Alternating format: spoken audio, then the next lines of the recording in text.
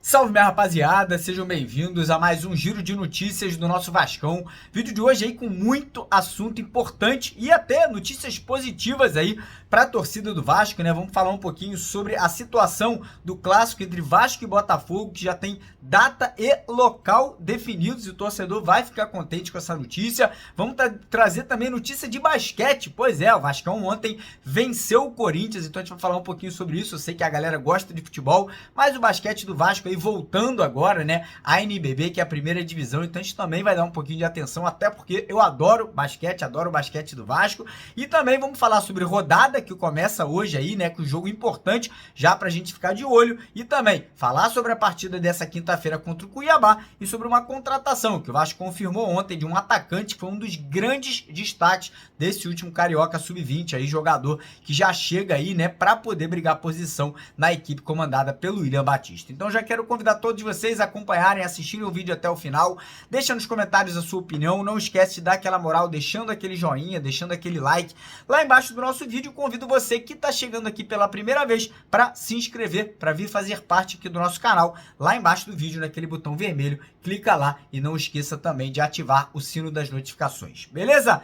Então bora começar o vídeo falando de basquete, né? Porque, como eu falei no começo do vídeo, o Vasco voltou nessa temporada a disputar a primeira divisão, né, do basquete brasileiro, que é a NBB, né, que é a Liga, né, Brasileira de Basquetebol. E ontem o Vascão venceu fora de casa, ganhou do Corinthians por 74-65, né? O grande destaque do jogo foi o estreante Marquinhos, fez 15 ou 17 pontos, na verdade, né? Então, parabéns aí para a equipe vascaína, que vem forte, né? Vem aí para poder brigar pelo título da NBB nessa temporada de 23 e 24. Agora falar um pouquinho sobre Campeonato Brasileiro, né? Porque ontem tivemos a confirmação da PM do Rio de Janeiro, né? A Polícia Militar aqui do estado do Rio de Janeiro mandou, né, um documento confirmando, dando o ok, dando o aval para que o clássico entre Vasco e Botafogo aconteça em São Januário, né? Então, muito bacana, né? Lembrando que as torcidas de Vasco e Botafogo têm uma certa amizade, né? Tem uma certa cordialidade, então a gente não vai ter dor de cabeça, as duas torcidas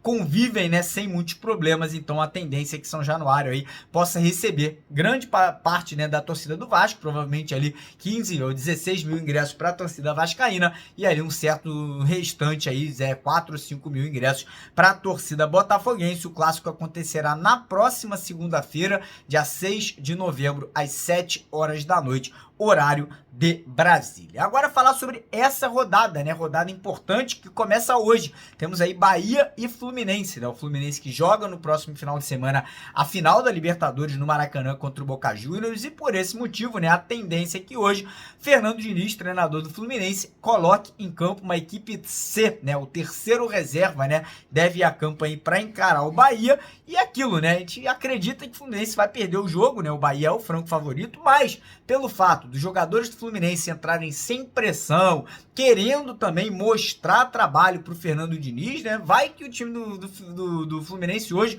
encaixa ali um bom jogo, Bahia pressionado, precisando vencer, vindo de derrota aí, pode acabar se complicando. Vou torcer pro Fluminense, né? Claro que vou ter que ser obrigado a torcer pro Fluminense hoje aí, quem sabe conseguir até uma proeza de uma vitória fora de casa, que seria sensacional, ou até um empatezinho aí que já ajudaria o Vasco, né? Porque seguraria o Bahia ali com 34 ou com 35 pontos. A rodada segue amanhã e segue na quinta-feira, né? Outros dois jogos importantes pra gente acompanhar são Santos e Flamengo, na verdade Flamengo e Santos, né? O jogo que vai acontecer lá em Brasília, no Mané Garrincha. Obviamente que a gente vai ter que torcer pro Flamengo ganhar, não vou aqui, torcer pro Flamengo, isso e aquilo, mas a verdade é essa, né? A gente vai ter que torcer para que o Flamengo consiga essa vitória para ajudar o Vasco aí nessa situação perante ao Santos. E o outro jogo é Goiás e Red Bull Bragantino, jogo que acontece no Serrinha, lá em Goiânia, né? E mais uma vez teremos que torcer para o Red Bull aí conseguir um bom resultado, quem sabe uma vitória para também segurar o Goiás com 32 pontos aí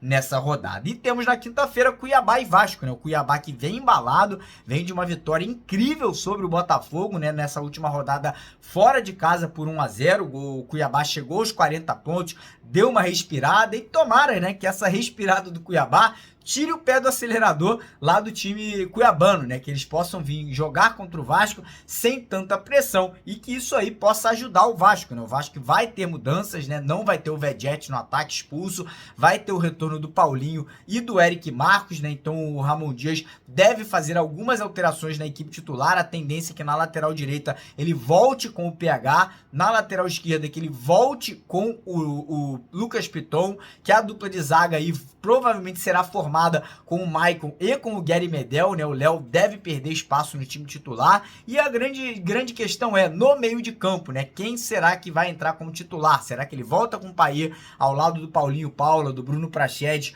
e do Zé Gabriel? Será que ele vai fazer alguma outra alteração?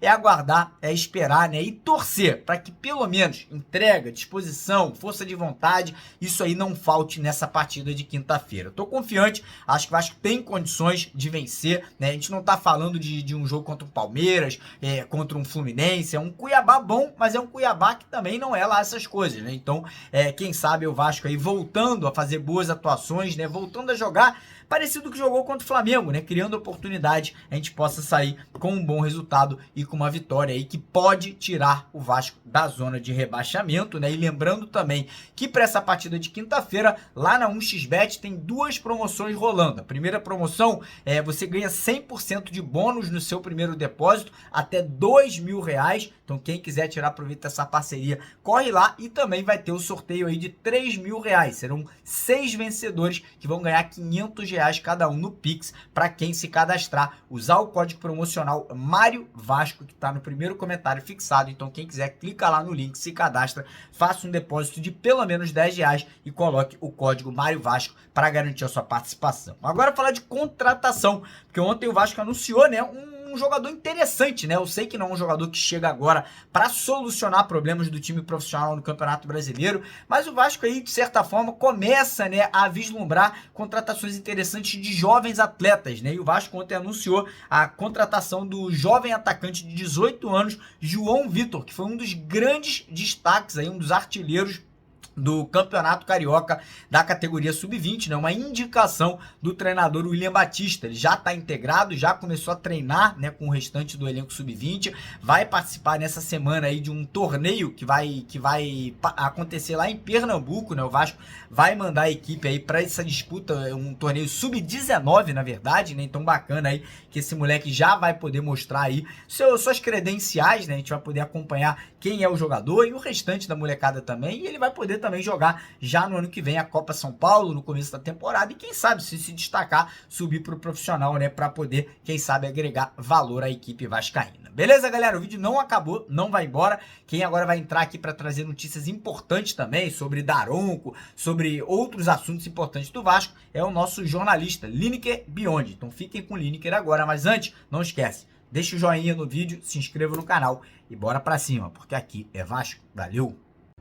Salve família vascaína, Lineker na área aqui no canal, seja bem-vindo ao nosso vídeo na manhã dessa terça-feira. Você é o nosso convidado especial, então fique no vídeo até o final. Vamos falar muito aí sobre o afastamento de árbitro que adora fazer graça em jogos do Vasco, né? Vamos estar falando muito sobre isso e a gente vai falar o porquê. Vamos falar também sobre a falta de representatividade da diretoria cruzmaltina, que é composta hoje pelo CEO Lúcio Barbosa e também pelo diretor executivo Paulo Brax. Vamos falar também muito sobre a situação da CBF, que confirmou o clássico contra o Botafogo em São Januário e tem muito destaque para essa partida, porque a porcentagem da torcida e muito mais a gente vai comentar muito sobre esse vídeo. E também vamos falar sobre a arbitragem definida para o jogo contra o Cuiabá. Já temos arbitragem e vamos falar também sobre esse árbitro. Mas antes da gente começar, deixa o joinha para dar aquela moral. Corre lá nos comentários para deixar a sua opinião. Vamos começar a falar aqui sobre um assunto mais polêmico possível para hoje, não existe, né? Anderson Daronco está afastado pela CBF pelo erro cometido na partida entre Corinthians e Santos na Arena Itaquerão, onde o Daronco foi chamado pelo VAR num possível pênalti em cima do Soteldo, que claramente não foi pênalti. O Soteldo pisa nos pés do Bruno Mendes, zagueiro do Corinthians, mas na revisão ali de vídeo o Daronco deu a penalidade equivocadamente e o empate do Santos com o Corinthians, somando aí um ponto a mais para a equipe santista. Bom, antes de eu começar a falar sobre o Anderson Daronco, eu vou falar sobre algo que aconteceu um tempo atrás. O Santos, quando estava muito preso na zona do rebaixamento, vamos dizer assim, bem lá no fundo da zona do rebaixamento, foi a CBF com seus representantes, né? O assessor da diretoria, o Clodoaldo, que é ídolo, mas faz parte também da diretoria, foi com um advogado na comissão de arbitragem da CBF, conversou sobre o futuro do Santos no Campeonato Brasileiro e a partir daí o Santos é ajudado praticamente em todos os jogos. É brincadeira. E aí o que acontece? Vamos lá para o outro lado da moeda. O Anderson Daronco é um árbitro que é um dos piores hoje no Campeonato Brasileiro, né, no futebol brasileiro, erra muito mais contra o Vasco especialmente, vamos dizer assim, é um árbitro que não sabe o que fazer em jogos do Vasco a não ser prejudicar o Cruz Maltino. O que acontece? O Vasco já foi prejudicado em 2 jogos nesse Campeonato Brasileiro pelo Anderson Daronco. Diga-se de passagem, o jogo contra o RB Bragantino, lá em Bragança Paulista, onde o Luca Orediano sofreu um pênalti muito mais escandaloso do que esse possível pênalti do Soteldo contra o Corinthians, e nem sequer o VAR chamou ele para revisão, e ele muito próximo ali do lance também não marcou, né? Esse foi um lance prejudicado. E vamos falar sobre o outro também, contra o Santos na Vila Belmiro. Novamente o Anderson Daronco trabalhando em prol da CBF junto ao Santos, né? Chegou ali e marcou aquele pênalti do Puma Rodrigues completamente questionável, né? Infelizmente. Mas vamos falar agora sobre a representatividade. O Corinthians foi à CBF, reclamou sobre o árbitro e ele foi simplesmente afastado pela Confederação Brasileira de Futebol. Algo que não acontece quando o Vasco vai fazer essas reclamações. Porque com a reclamação do Corinthians, a CBF acatou e afastou o árbitro. E quando o Vasco faz as suas notas oficiais ou manda ofícios à CBF, o mesmo não acontece. A resposta é muito fácil. Falta representatividade dos diretores do Vasco em prol da equipe no Campeonato Brasileiro.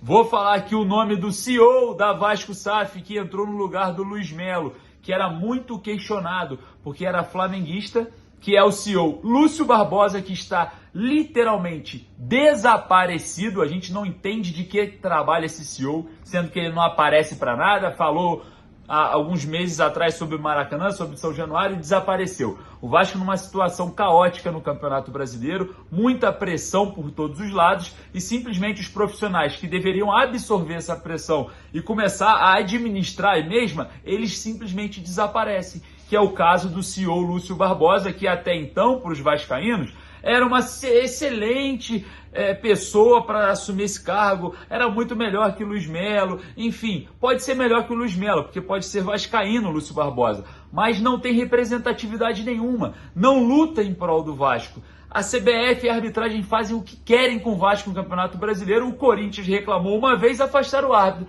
O Vasco pode reclamar milhares de vezes que não acontece nada. Então, cadê a representatividade dos senhores que hoje estão à frente da Vasco SAF, que representa não só a Vasco SAF, representa o clube associativo também, seu presidente Jorge Salgado, Osório, vice-presidente também, ó. Vocês não fazem nada, vocês são frouxos. E isso não pode acontecer, porque o Vasco da Gama está sendo prejudicado no Campeonato Brasileiro em inúmeras partidas, se encontra na zona do rebaixamento, e quando o Santos estava na mesma situação, foi a CBF e a coisa mudou, né? O Santos hoje está fora da zona do rebaixamento e ganhou um pontinho aí graças a erro de arbitragem. E aí, vocês não vão fazer nada? É brincadeira, o torcedor vascaíno está de saco cheio com essa falta de representatividade e parece que isso chegou até o Ramon Dias, né?